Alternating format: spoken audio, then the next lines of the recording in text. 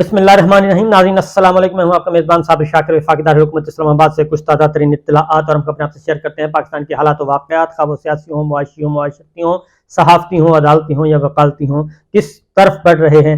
तो ये ज़रा डिस्कस कर लेते हैं, क्योंकि अगर कोई ये कहता है कि पाकिस्तान के हालात व वाक़यात बिल्कुल मामूल के मुताबिक हैं और मामूलात ज़िंदगी मामूल के मुताबिक बह रही है, तो इससे बड़ा झूठ और कोई नहीं हो सकता। इससे बड़ा कबूतर की तरह आंखें बंद कर लेने से आप बिल्ली से नहीं बच सकते।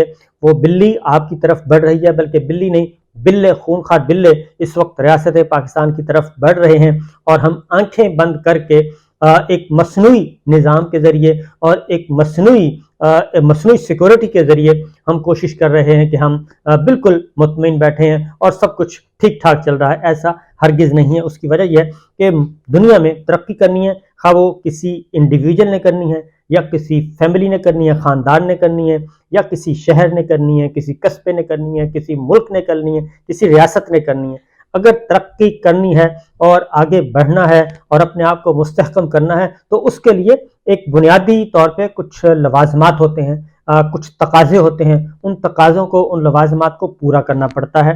रियासत पाकिस्तान पे आ जाएं तो रियासत पाकिस्तान का एक आइन है, एक दस्तूर है। जैसे बाकी रियासतों के हैं, बाकी ममालिक के हैं, वो ममालिक क्यों तरक्की कर रहे हैं, वो ममालिक आगे क्यों बढ़ रहे हैं, वहाँ पे स्टेबिलिटी क्यों है, वहाँ पे खुशहाली क्यों है, वहाँ पे फसादात क्यों नहीं होते। जो मैं कामयाब रियासतों की बात कर रहा हूँ, उनमें तरक्की पजीर भी शामिल हैं। तरक्की याफ्ता का तो नाम ही ना लें। जो तरक्की पजीर रियासतें हैं, जैसे कि पाकिस्तान है, तो पाकिस्तान तो अब तरक्की पजीर से भी ज़रा निचले दर्जे पे है। तो उसकी क्या वजह है कि पाकिस्तान आगे नहीं बढ़ पा रहा, किसी भी शोबे में आगे नहीं जा रहा। इसके बावजूद कि हमने आज से कई दिहाइयाँ पहले, 3 दिहाइयाँ पहले कम अज़ कम हमने जौहरी ताकत भी हासिल कर ली और बड़ी बड़ी कामयाबी हासिल की। तो फिर क्या वजह है कि हम एक जौहरी ताकत होने के बावजूद हम आगे क्यों नहीं बढ़ पा रहे। उसकी बुनियादी वजह सिर्फ एक ही है। आगे जाके मैं आपको बता भी दूंगा क्यों ये मैं कहता हूं कि इसकी वजह यह है, क्योंकि सारी चीज इसके इर्द गिर्द घूम रही है। मैं आपको खबरें भी देता रहता हूं, लेकिन खबरों के साथ साथ आपको बताना भी पड़ता है, शायद हमारी आवाज कहीं ना कहीं सुनी जाए कि दुनिया कैसे तरक्की करती है। एक रियासत के साथ एक कारखाना कैसे तरक्की करता है, एक फैक्ट्री कैसे तरक्की करती है, खानदान कैसे तरक्की करता है। तो वो तरक्की करने का तरीका ये है कि जो बुनियादी असूल हैं, एक बुनियादी दस्तूर होता है, उसके अकॉर्डिंगली आगे बढ़ा जाए। तो जब तक हम आईने पाकिस्तान के तहत तमाम इदारे, तमाम अथॉरिटीज अपना अपना रोल अदा नहीं कर रहेंगे जो उसको दिया गया है, तब तक पाकिस्तान के हालात ठीक नहीं हो सकते। पाकिस्तान में सियासी इस्तेहकाम नहीं आ सकता, पाकिस्तान की मईशत ठीक नहीं हो सकती, पाकिस्तान की मुआशरत ठीक नहीं हो सकती, सहाफत ठीक नहीं हो सकती, अदालत ठीक नहीं हो सकती, वकालत ठीक नहीं हो सकती, कुछ ठीक नहीं हो सकता, तिजारत ठीक नहीं हो सकती, जब तक हम आइन और कानून को सुप्रीम नहीं मानेंगे। और अगर हमने आइन और कानून को सुप्रीम नहीं मानना और एक बदतरीन किस्म का जालिमाना और जाबिराना और फिस्तायत से भरपूर निज़ाम रियासत पे मुसल्लत करना है और इंसाफ का कत्ल करना है, सुबह भी, शाम भी, दोपहर भी, सोते भी, जागते भी, तो फिर रूल ऑफ लॉ नहीं होगा, कानून की हुक्मरानी नहीं होगी। और ख़ास तौर पे जब कानून के ताबे नहीं होंगे, कानून की गिरफ्त में नहीं आएंगे, तब तक मुमकिन ही नहीं कि आप तरक्की कर सकें। सवाल ही पैदा नहीं होता।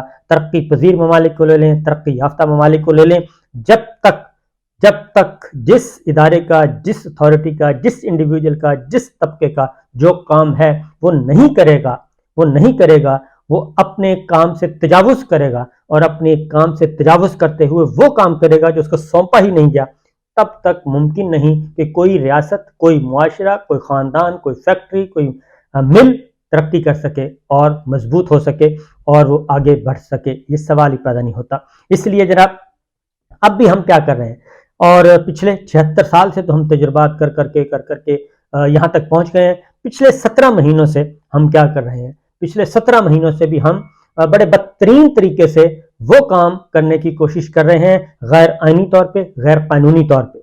वो काम गैर आइनी और गैर कानूनी तौर पे हम चाह रहे हैं कि एक गलत तरीके पे चलते हुए हम गलत बुनियादों पे एक सही इमारत खड़ी कर लें। गलत बुनियादों पे, कमज़ोर बुनियादों पे कभी भी सही इमारत खड़ी हो ही नहीं सकती, और वो जब भी खड़ी करेंगे वो धड़ाम से नीचे गिर जाएगी, क्योंकि बुनियादें मजबूत होंगी तो उसके ऊपर خود بخود ہی عمارت جو ہے وہ کھڑی ہوگی اور وہ اس کو کوئی خطرہ نہیں ہوگا. یہاں تک کہ اب تو یہ بھی آ گیا ہے کہ زلزلہ پروف بھی عمارتیں جو ہیں وہ بھی بنائی جا سکتی ہیں اور وہ بنتی ہیں. اس لیے جناب یہ ساری کی ساری چیزیں ضروری ہے. اب ہم کیا کر رہے ہیں؟ ہمارا اس وقت پورے کا پورا نظام، پوری کی پوری ریاست، ریاستی ادارے، حکومتی ادارے پچھلے 17 مہینوں سے صرف ایک کام کر رہے ہیں، اور وہ یہ کام کر رہے ہیں کہ اپنی خواہشات اور اپنی مفادات کے مطابق ایک حکومتی ڈھانچہ کھڑا کرنے کی کوشش کر رہے ہیں. ریاست پاکستان میں اپنی خواہشات اور اپنے مفادات اور اپنی سوچ کے مطابق کھڑا کرنے کی کوشش کر رہے ہیں. وہ کھڑا ہو نہیں پا رہا، اور اسی لیے وہ کھڑا نہیں ہو پا رہا، اور وہ جو لوازمات ہیں، جو انگریڈینٹس ہیں، وہ بھی پورے نہیں ہو پا رہے. اور اس کی وجہ یہ ہے کہ ایک بہت بڑی مزاحمت کا سامنا ہے، بہت بڑی مزاحمت کا، اور وہ ہے عوامی مزاحمت.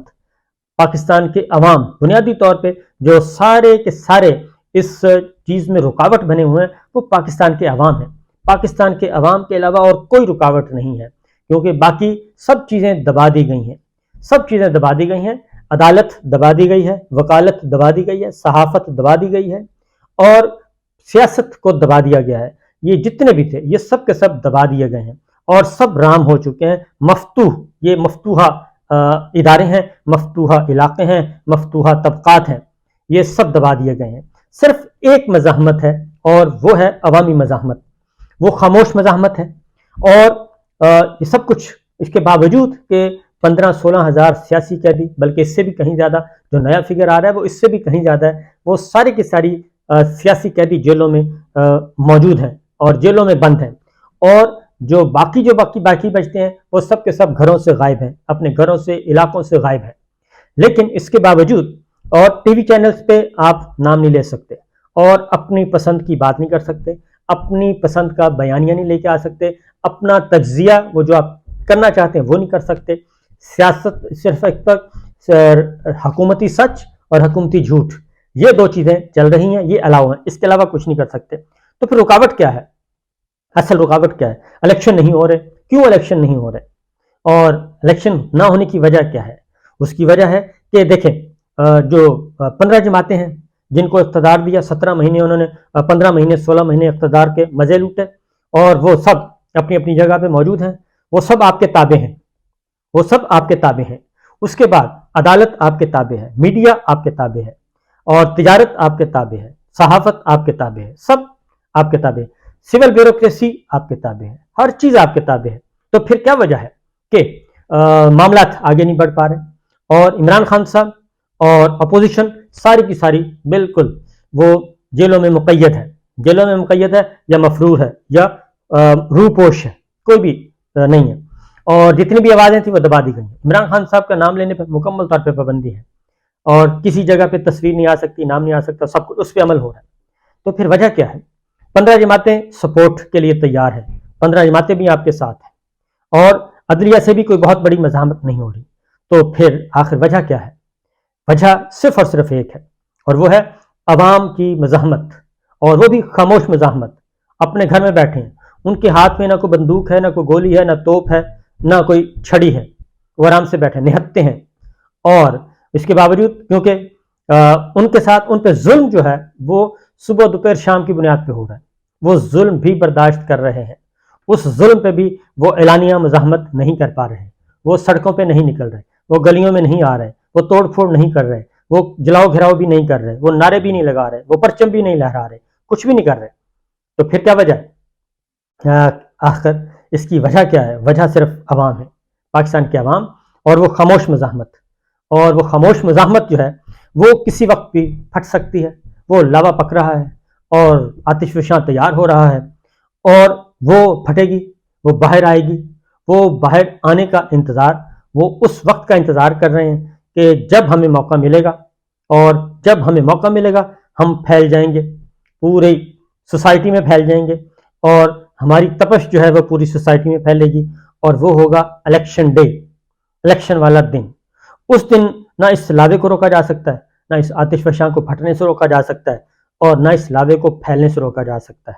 وہ پھیلے گا، اور وہ پھیلے گا بیلٹ پیپرز کے ذریعے، اور بیلٹ پیپرز کے ذریعے، اور وہ نکلے گا، وہ جمع ہوگا بیلٹ باکس میں، اور پھر بیلٹ باکس سے وہ آگے اپنا بتائے گا کہ ہم ہیں. یہی وجہ ہے بنیادی وجہ یہی ہے. اس کے علاوہ اور کوئی وجہ نہیں کہ جناب ان کو کیسے کنٹرول کیا جائے. وہ کنٹرول نہیں ہو رہے. مصنوعی طریقے اختیار کر کے دیکھ لیے, جبر اختیار کر کے دیکھ لیے, سب کچھ ایک بے رحم قسم کا جبر جو ہے وہ بھی کر کے دیکھ لیا, نہیں ہو رہے. تو یہی وجہ ہے جناب کہ اصل معاملہ یہیں پھنسا ہوا ہے. اور اسی لیے اب نئے ہتھ کنڈے استعمال ہو رہے ہیں, نئے حربے استعمال ہو رہے ہیں. اور واحد وجہ یہ ہے کہ عوام جو ہیں وہ اس شخص کے ساتھ یا اس سوچ کے ساتھ جڑ گئے ہیں. میں تو کہتا ہوں شخص بھی نہیں ہے, اب اس سوچ کے ساتھ, اس بیانیے کے ساتھ جڑ گئے ہیں جو بیانیہ اور جو سوچ ڈیولپ کی عمران خان صاحب نے, وہ اس کے ساتھ جڑ گئے ہیں. اور وہ جیل میں پڑا ہے, کوئی مسئلہ نہیں ہے ان کو. اور عمران خان صاحب کو کوئی مسئلہ نہیں ہے, میں جیل میں ہوں, اٹک میں رکھیں, اڈیالہ میں رکھیں, بی کلاس میں رکھیں, سی کلاس میں رکھیں, ڈی کلاس میں رکھیں, اس سے کوئی فرق نہیں پڑتا. وہ موجود ہے, اس کے ساتھ باقی سارے بھی موجود ہیں, اور باقی بھی لیڈرشپ موجود ہے. باقی ساری لیڈرشپ آزاد ہے. اس کے باوجود الیکشن نہیں اناؤنس ہو رہے. الیکشن کیوں نہیں ہو رہے؟ اس کی واحد وجہ اگین میں کہوں گا آگے وہ عوام ہیں. اس وقت پاکستان کا جو سیاسی نظام ہے, وہ عسکری نظام ہے, وہ معاشی نظام ہے, وہ عدالتی نظام ہے, وہ وکالتی نظام ہے, وہ صحافتی نظام ہے. وہ سارے نظام جو مختلف سڑکوں سے نکلتے ہیں, سامنے جو گھنٹہ گھر فیصل آباد کی طرح کھڑا ہے, وہ پاکستان کے عوام کی آواز اور پاکستان کے عوام کی یہ سوچ ہے جو اس وقت تیار ہو کے بیٹھی ہے. اور اسی لیے مختلف قسم کے سرویز کروائے جا رہے ہیں, اور بار بار کروائے جاتے ہیں, مختلف اینگل سے سروے کروائے جاتے ہیں کہ ذرا پتہ کریں کہ کیا یہ کام ہم نے کر لیا, یہ جبر کر لیا, یہ ظلم کر لیا, یہ حربہ استعمال کر لیا, اس کے بعد دیکھیں عوام کیا سوچ رہی ہے. وہ جب بھی جاتے ہیں تو عوام اس کا جو حربہ استعمال, اس کا الٹا نتیجہ نکلتا ہے, اور وہ سامنے آتا ہے. جی سامنے پھر عوام اس میں 2-4% اوپر چلا جاتا ہے, اور وہ باز نہیں آ رہے. اب نواز شریف صاحب ہیں, انہوں نے واپس آنا ہے. اب آخری کارڈ ہے وہ تھا کہ نواز شریف صاحب جب آئیں گے تو پتہ نہیں کیا ہو جائے گا. اب انہوں نے آنا ہے, ان کو ایک بیانیہ چاہیے. اب نواز شریف صاحب کو بھی پتہ ہے بیانیہ ایک ہی ہے, اور اس وقت ان کو بھی پتہ ہے, جتنی بھی سرویز کروائے گئے ہیں ان کو بھی پتہ ہے کہ بیانیہ ایک ہی ہے, اور وہ بیانیہ ہے اینٹی اسٹیبلشمنٹ. اب وہ بیانیہ لینا چاہ رہے تھے, ان کو بیانیہ وہ مل گیا تھا ووٹ کو عزت دو کی صورت میں, لیکن انہوں نے اس بیانیے کو اپنے ہی ہاتھوں سے دفن کر کے, قتل کر کے پھینک دیا, اور ان کو تدفین ان کی کر دی. تدفین بھی نہیں, مار کے پھینک دیا. چلیں جی آپ تو جائیں, حرام موت مارا گیا. ووٹ کا بیانیہ, ووٹ کو عزت دو کا بیانیہ, حرام کی موت مارا گیا, اور اس کو کوئی سنبھالنے والا بھی نہیں. اب ان کو وہ وقت یاد آ رہا ہے. اگر یہ 15 مہینے کا شہباز شریف صاحب ڈیل نہ کرتے, اور اندر خانے میں بیٹھ کے باجوہ صاحب سے معاملات طے نہ کرتے, اور اپنے مقدمات کی فکر نہ کرتے, تو یہ سب کچھ ایک وقت مقررہ پہ ہو ہی جانا تھا. اور لیکن انہوں نے کہا کہ نہیں, ہر جگہ پہ.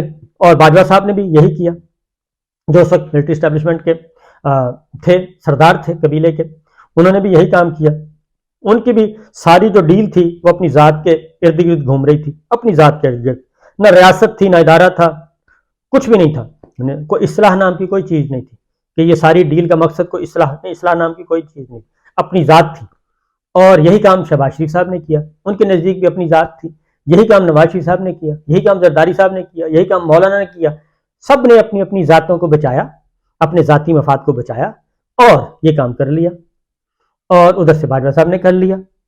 اور اس کے بعد کس نے ریجیکٹ کیا یہ ساری ڈیل کو, کس نے ملیا میٹ کیا یہ ڈیل کو؟ کیا پاکستان کے عوام نے, جو کہ بھری ہوئی پڑی تھی وہ 76 سال کے تجربات, اور سب سے زیادہ نوجوان طبقے نے, جو یوتھ تھی, جس کو ایک گالی بنا دیا گیا تھا کہ جناب یہ تو ایک یوتھ ہے, یہ تو اس کو گالی بنا دیا گیا. اور اسی یوتھ نے یہ سارا کام کیا, اور اس یوتھ کی آواز جو ہے وہ پہنچ چکی ہے گلی گلی, بازار بازار, گھر گھر میں پہنچ چکی ہے, اور ان گھروں تک بھی پہنچ چکی ہے جو سب سے زیادہ اس کے مزاحمت کار ہیں, اس سوچ کے, اس آواز کے, وہاں تک پہنچ چکی ہے. اور ان کو پتہ ہے. اسی لیے جناب یہ سروے کروائے جائیں, کچھ بھی کروایا جائے, یہ اس سے کوئی فرق نہیں پڑتا. پاکستان کے عوام کی آواز کو سننا ہوگا. یہ واپس دوبارہ سے ری یونین ہو سکتی ہے، ری یونیفیکیشن ہو سکتی ہے، اور بہت کچھ ہو سکتا ہے۔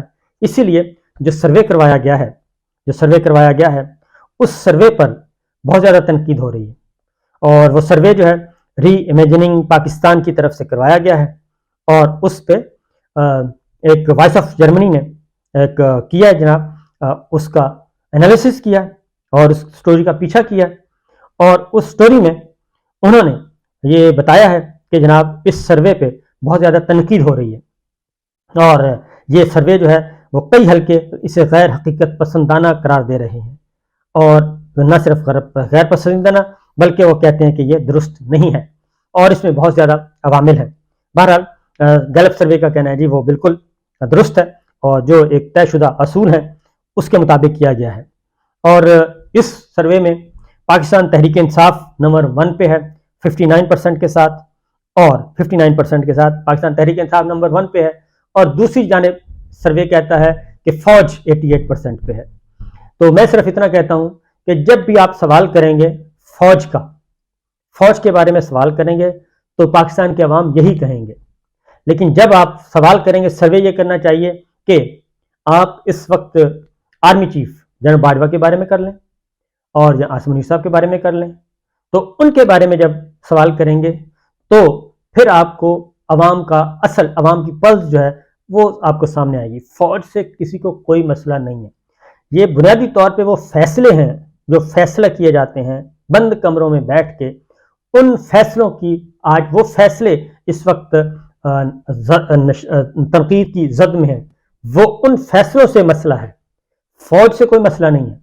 فوج ہماری، ہم فوج کے، اور فوج ہمارے ہی گھروں سے ہے نا، فوج کے جوان افسر ہمارے ہی گھروں سے ہے نا، وہ ہمارے گھروں سے، آپس میں ہم ایک ہی ہیں نا، وہ کوئی انڈیا سے تو نہیں آتے، انڈین خاندان کے تو نہیں ہیں۔ اجازت دیجیے، اللہ حافظ۔